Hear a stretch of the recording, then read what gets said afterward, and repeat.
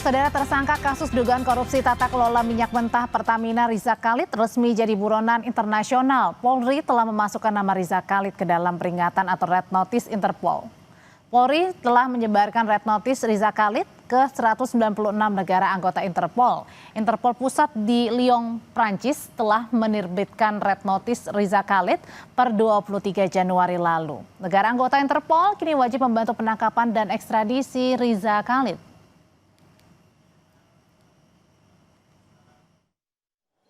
Interpol Red Notice atas nama Muhammad Riza Khalid atau disebut MRC telah terbit pada hari Jumat tanggal 23 Januari 2026 atau seminggu yang lalu. Dan setelah terbitnya Red Notice, kami menindaklanjuti upaya yang dilakukan oleh SET-NCB Interpol Indonesia melakukan koordinasi tentunya dengan counterpart, baik counterpart asing maupun counterpart yang berada di dalam negeri, kementerian maupun lembaga. Dan tentunya kami SET-NCB Interpol mendukung langkah-langkah penegakan hukum. Akhir Desember 2025, Menteri Imigrasi dan Pemasyarakatan Agus Andrianto sempat mengonfirmasi Riza Khalid diyakini berada di Malaysia. Data perlintasan menunjukkan ia telah meninggalkan Indonesia menuju Malaysia sejak 6 Februari 2025.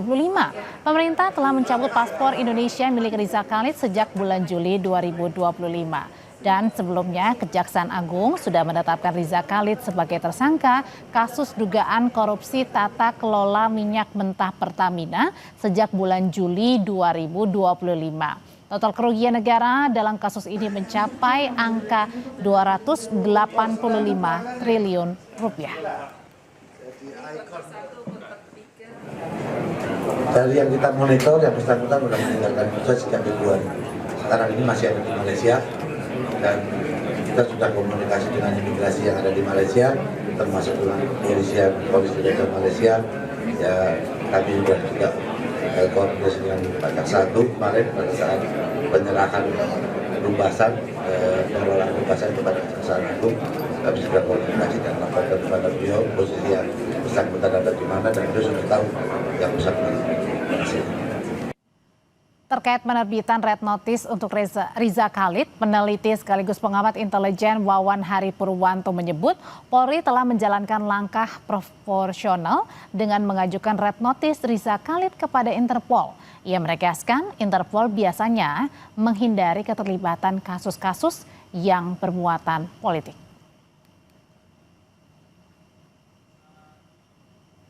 Eskalasi yang terjadi baik yang terkait dengan penerbitan Red Notice maupun juga persamaan persepsi terkait pasal yang dikenakan merupakan bagian dari dinamika. Dan ini diperlukan asesmen yang mendalam yang mempertimbangkan banyak aspek. Salah satunya adalah perbedaan sistem hukum antar negara. Hal ini mengingat Interpol merupakan salah satu institusi yang tidak melayani kerjasama penegakan hukum yang beririsan dengan dinamika politik. Terkait Red Notice tersangka dugaan korupsi dan tindak pidana pencucian uang tata kelola minyak mentah dan produk kilang Pertamina Riza Khalid, kita bahas malam hari ini bersama Kepala atau mantan Kabareskrim Polri periode 2008 hingga 2009, Pak Susno Duaji. Selamat malam Pak Susno. Selamat malam Mbak, selamat malam para pemirsa sekalian. Iya, dan hadir juga ada pakar hukum pidana Universitas Trisakti Abdul Fikar Hajar. Pak Fikar, selamat malam. Selamat malam Mbak, selamat malam Pak Susno. Selamat malam Pak Fikar. Pak Fikar, ini kita ingat betul waktu di bulan September 2025 lalu di Harian Kompas, Pak Fikar ini pernah menyuarakan untuk mengeluarkan segera Red Notice untuk tersangka Riza Khalid. Nah, pertanyaannya sekarang baru dikeluarkan Red Notice untuk Riza Khalid, sudah terlambat atau belum Pak? Kan gini, ini kan baru tahapannya adalah tahapan menerapkan upaya paksa penangkapan, gitu. Upaya paksa penangkapan, penahanan, penyitaan harta dan sebagainya. Nah, mungkin penyitaan sudah dilakukan, ya penyitaan harta-harta yang berkaitan dengan korupsinya mungkin sudah dilakukan. Tapi di penangkapan ini kalau dia berada di dalam negeri sih mungkin bukan masalah gitu ya. Tapi karena ini ada di tempat lain gitu ya, maka penangkapan itu mau nggak mau harus juga bekerja sama dengan negara lain. Cuma persoalannya adalah ada sistem hukum yang berbeda kan antara satu negara dengan negara lain. Sekalipun umpamanya sama-sama common law atau sama-sama civil law, itu pasti masing-masing negara punya kekhasan sendiri-sendiri. Ada perbedaannya gitu. Nah karena itu kemudian melalui organisasi internasional, nanti mungkin Pak Susno akan lebih luas menjelaskan di tingkat kepolisian ya yang kita kenal dengan Interpol itu ya, NCB ya, itu bisa dilakukan ya karena masih pada tingkat penerapan upaya paksa. Penetapannya dia sebagai tersangka sudah. Oke, di Juli 2025. Sudah. Oke, sudah. Nah, sekarang tinggal karena orangnya dipanggil tidak datang, tidak hadir gitu ya, maka dilakukanlah penangkapan kan begitu. Oke, kalau gitu sebenarnya gimana sih Pak Susno, kalau misalnya ini kan red notice sudah dikeluarkan nih, gimana ini strategi kerjasama antara Polri dengan internasional dalam hal ini adalah ketika red notice ini sudah dikeluarkan untuk 196 negara Interpol, Pak Susno, susah nggak sih koordinasinya? Baik, pertama kita ucapkan selamat ya kepada pemerintah Indonesia yang sudah mengeluarkan red notice melalui Interpol, yaitu dikirim ke ZNCB, begitu dikirim ke ZNCB di Lyon, ya Lyon itu di Perancis. Berarti semua negara yang masuk di dalam anggota Interpol punya kewajiban untuk melakukan penangkapan terhadap siapa yang dicari, yaitu buronan ya kita istilahkan. Nah ini melalui Interpol adalah suatu cara yang bagus sekali. Kenapa? Ini tahapnya baru tahap penyidikan ya, upaya paksa. Sebagaimana dikatakan Pak Fikar tadi, ini untuk melakukan upaya paksa penangkapan. Nah, mengapa saya katakan lebih efektif lewat Interpol? Kita punya satu cara lagi, yaitu lewat kerjasama yang namanya ekstradisi. Tapi ekstradisi itu punya persyaratan, harus ada perjanjian, harus ada ini, harus ada itu. Kemudian juga liku-likunya melalui berbagai institusi yang ada di negara yang kita mintai bantuan tersebut gitu. Pak Susno silakan dilanjutkan. Jadi publik ini orang awam pengen tahu Pak Susno sebenarnya gimana sih strategi awal ketika Polri ini ingin bekerja sama dengan Interpol mencari buron nih di luar negeri. Baik, tadi bagaimana Pak Fikar katakan ini statusnya sudah upaya paksa, yaitu penangkapan tersangka. Pertanyaannya mengapa terlambat ya? Pak Fikar tadi mengatakan ada unsur politik-politiknya. Ini mungkin kalau saya katakan politik tanda petik itu mungkin di dalam negeri gitu ya. Karena takut gitu, takut kalau nyangkut ini gitu. Buktinya 23 Januari keluar red notice baru diumumkan beberapa hari yang lalu. Ini mungkin aparat penegak hukum mungkin ya tanda petik ya, saya nggak nuduh ya, masih nunggu gejolak di dalam negeri. Tapi begitu orang tertinggi di Republik ini, Bapak Presiden Prabowo, saya dengar langsung dari beliau gitu. Hari Jumat kemarin sampai kemanapun Riza Khalid harus dikejar, nggak usah takut dengan Pak Susno, jadi pada saat kemarin, mohon maaf saya potong, jadi pada saat kemarin Bapak Pak Sama juga bertemu diundang langsung oleh Presiden Prabowo, ada sempat ngobrolin soal ini, tersangka Riza Khalid ini yang masih belum ditangkap? Iya, dan itu langsung sebut nama.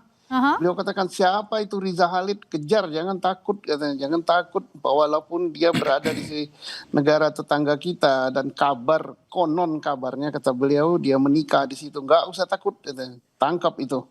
Nah, jadi kalau seorang presiden sudah berkata demikian, ya aparat dalam negeri nggak usah takut-takut. Kalau takut jadi tanda tanya. Makanya red notice dikeluarkan gitu Pak Susno.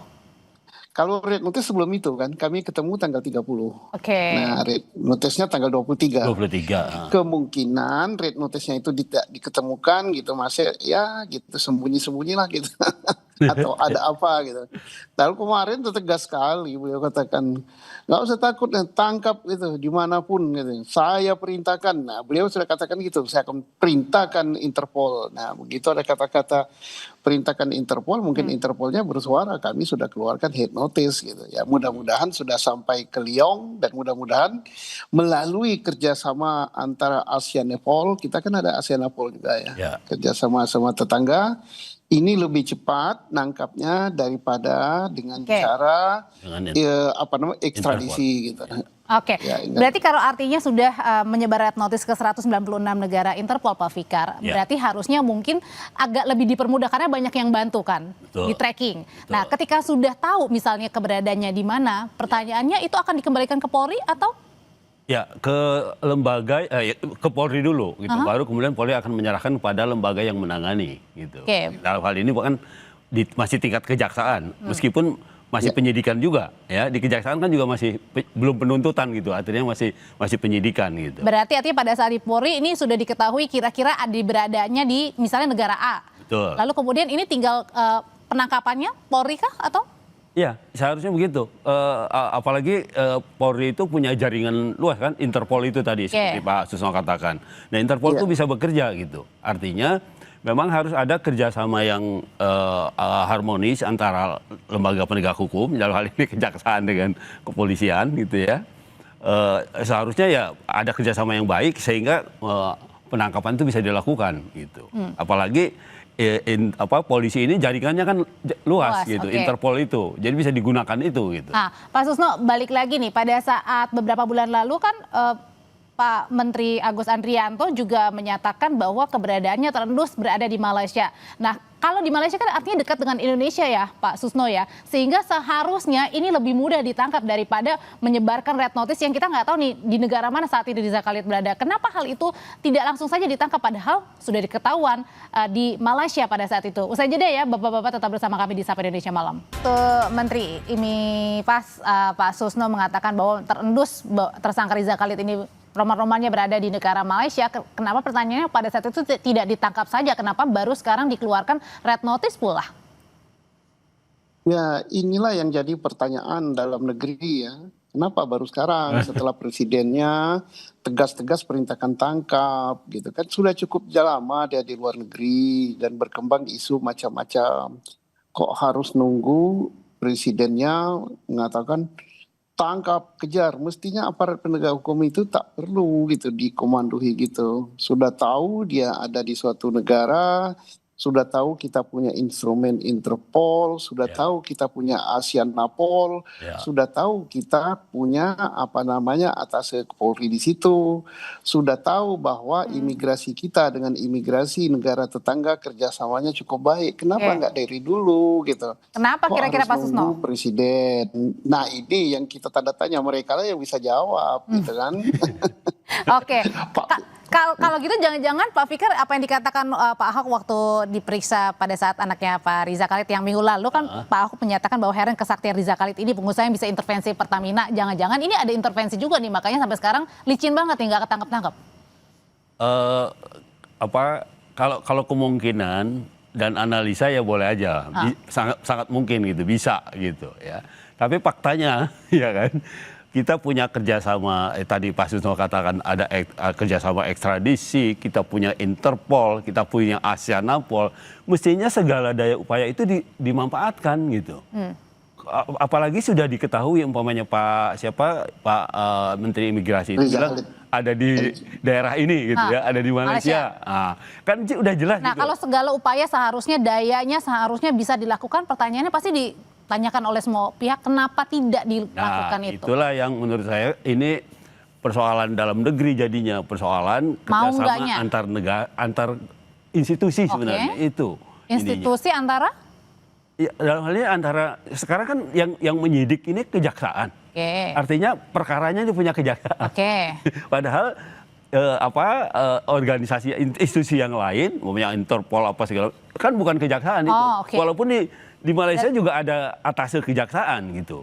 Tapi juga mungkin belum bekerja dengan maksimal gitu. Tetapi maksud saya mestinya kerjasama institusional penegakan hukum ini dilakukan itu gitu. Berarti Pak Fikar mau mengatakan dengan kalimat sederhananya berarti jangan ada koordinasi yang kurang baik antara di dalam negeri, antara kejaksaan dan Iya. Polri mungkin? Ya, kalau koordinasi itu pasti baik. Oh, Karena baik. koordinasi. Oke, tapi yang kurang baik? Maksud saya ada faktor X yang Apa itu biasanya? koordinasi itu menjadi tidak jalan gitu, tidak lancar. Gitu. Biasanya X-nya apa, Pak? Nah, itu yang mestinya kita cari sama-sama. Oke. Biasanya apa sih Pak Susno, X-nya itu apakah mungkin terlalu kuat, terlalu licin, atau apa faktor politik jangan-jangan ada? Ya duit itu kalau berhamburan ya itu kan apalagi asalnya dari minyak ya itu pasti lebih licin dari minyak oli ya.